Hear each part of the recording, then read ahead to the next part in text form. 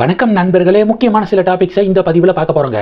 முதல் டாபிக்கு தடை செய்யப்படும் பராசக்தி திரைப்படம். இந்த டைட்டிலில் பார்த்தோன்னே திமுகவினர்களுக்கு பயங்கர ஷாக்காக இருக்கும். தமிழக காங்கிரஸுடைய இளைஞர் அணியுடைய துணை தலைவர் இருக்கார்ல அருண் பாஸ்கர், அவர் தான் இப்படி அறிக்கை வெளியிட்டிருக்காரு. பராசக்தி படத்தை பேன் பண்ணணும், படக்குழு பொதுமக்கள்கிட்ட மன்னிப்பு கேட்கணும். இது எல்லாத்தையும் தாண்டி படத்தில் உண்மைக்கு புறம்பான நிறைய காட்சிகள் இருக்குது, அது எல்லாத்தையும் டோட்டலாக நீக்கணும் அப்படின்னு சொல்லிட்டு தமிழக காங்கிரஸுடைய இளைஞர் அணியுடைய துணைத் தலைவர் இப்போ அறிக்கை வெளியிட்டிருக்காரு.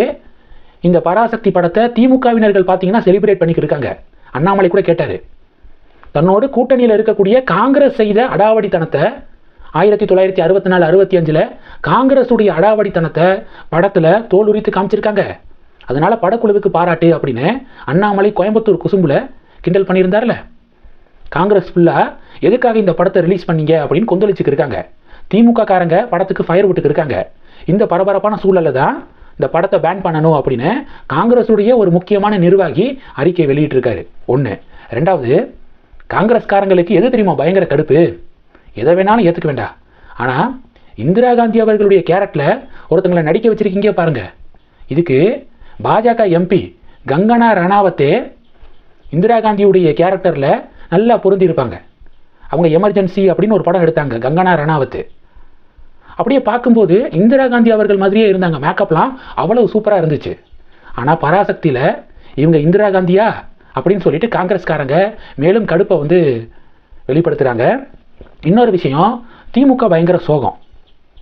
ரெட் ஜெயின் மூவிஸ் இன்பன் உதயநிதி தான் இந்த பராசக்தி படத்தை ரிலீஸ் பண்ணியிருக்கிறது. ஃபஸ்ட்டு இட்லி கடை படம் வெளிவந்துச்சா, அதுவும் ஒரு பெரிய ஒரு வரவேற்பெல்லாம் பெறலை, மிக்சட் ரிவ்யூஸ் தான் கிடச்சிச்சு. இப்போ பராசக்தி படத்துக்கும் கலவையான விமர்சனங்கள் தான் வந்துருக்கு. இன்பன் உதயநிதி ரெட் ஜெயின் மூவிஸுக்கு சார்ஜ் எடுத்துக்கிட்டு ஹெட்டாக உட்காந்து 2 படம் ரிலீஸ் ஆயிருக்கு, 2மே சொதப்பலாக அமைஞ்சிருக்கே, மக்கள் மத்தியில் பெருசாக ரெஸ்பான்ஸ் இல்லையே அப்படின்னு இப்போ திமுகவுக்கு சோகமா. இது 3. 4வது விஷயம் என்ன? 4வது விஷயம், படம் ரிலீஸ் ஆகி 3 நாள் தான் ஆயிருக்கு, உடனே படக்குழு வெற்றி கொண்டாட்டம் அப்படின்னு சொல்லிட்டு ஒரு காமெடியை பண்ணிக்கிருக்காங்க. புக்மை ஷோலெல்லாம் நேற்றெல்லாம் வெறும் 38,000 டிக்கெட்ஸ் மட்டும்தான் விற்பனை ஆகிருக்கு. வெறும் 38,000. துரந்தர் படம் வெளிவந்து 40 நாள் கிராஸ் ஆயிருச்சு. அந்த துரந்தர் படம் 40,000க்கும் மேற்பட்ட டிக்கெட்ஸ் சேல் ஆகிருக்கு புக்மை ஷோவில். ஆனால் படம் வெளியாகி 3 நாளான பராசக்திக்கு 38,000 டிக்கெட்ஸ் மட்டும்தான் விற்பனை ஆகிருக்கு. இது வெற்றியா அப்படின்னு சொல்லிட்டு ஒரு டிபேட் நடக்குது. அடுத்த செய்தி என்ன தெரியுமா? ராகுல் காந்தி அவர்கள் ஜனநாயகன் படத்துக்காக தன்னுடைய குரலை கொடுத்துருக்காரு. சென்ட்ரல் கவர்மெண்ட்டு ஜனநாயகன் படத்தை தடுக்க நினைக்கிறாங்க, இது தமிழக கலாச்சாரத்தின் மீது தொடுக்கப்பட்ட தாக்குதல் அப்படின்னு சொல்லிட்டு ராகுல் காந்தி அறிக்கை வெளியிட்டிருக்காரு. அது மட்டும் இல்லாமல், mister Modi, you will never succeed in suppressing the voice of the Tamil people அப்படின்னு பதிவு போட்டிருக்காரு. அதெல்லாம் இருக்கட்டும் சார், பராசக்தி படத்தில்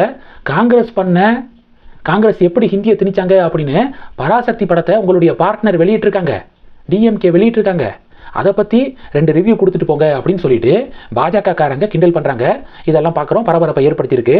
இன்னொரு விஷயம், படத்தை முடக்கிறத பற்றி ராகுல் காந்தியா பேசுறது. எமர்ஜென்சியை இந்தியாவில் இம்ப்ளிமெண்ட் பண்ண ஒரு கட்சி ஜனநாயகத்தை பற்றி எங்களுக்கு பாடம் எடுக்க வேண்டாம் அப்படின்னு பாஜக பதிலடி கொடுக்குறாங்க. குற்றப்பத்திரிகை அப்படிங்கிற ஒரு படம் ஆர்கே செல்வமணி டைரக்ட் பண்ண படம் 1993 அந்த படத்தை எடுத்து முடிச்சிட்டாங்க. 2007 வரைக்கும் அந்த படத்துக்கு எவ்வளவு நெருக்கடிகள் கொடுத்துச்சு தெரியுமா காங்கிரஸ் கவர்மெண்ட்டு அப்படின்னு சொல்லிட்டு பாஜக இதெல்லாம் எக்ஸாம்பிளாக கொடுக்குறாங்க. காங்கிரஸ் பீரியடில் எவ்வளவு படங்கள் முடக்கப்பட்டுச்சு அப்படின்னு சொல்லிட்டு ஒரு பெரும் பட்டியலே ரிலீஸ் பண்ணியிருக்காங்க பாஜக. இது 2. 3வது டாபிக் என்ன பார்க்க போகிறோம்? டெல்லி விரையும் அண்ணாமலை அப்படிங்கிறது 3வது டாபிக். நாளைக்கு எல் முருகன் அவர்களுடைய வீட்டில் டெல்லியில் பொங்கல் செலிப்ரேஷன் நடக்குதான். பிரைம் மினிஸ்டர் மோடி அவர்கள் சிறப்பு விருந்தினராக கலந்துக்கிறாரு.